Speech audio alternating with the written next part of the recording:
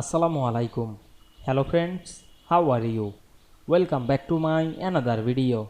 In this video, I am going to show you how to insert table in PowerPoint from Word. Let's get started. At first, you have to open a PowerPoint presentation. Then you want to insert table from Word. At first, go to the home menu. Select the new slide drop down menu. Now I am create a blank slide. Then we go to the Microsoft Word software and we can see here a table.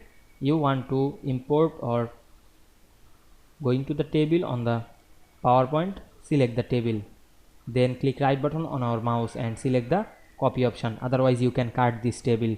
Then go back the PowerPoint, then click right button again and select the paste option and wait some moment. Now we can see here the table. You can resize it and make the all cell the same. Now we can see we insert table from Word very easily. You can write anything. Click inside the table and write any text. I hope you enjoyed the video. Please like, comment, share and subscribe my channel. Thanks for watching.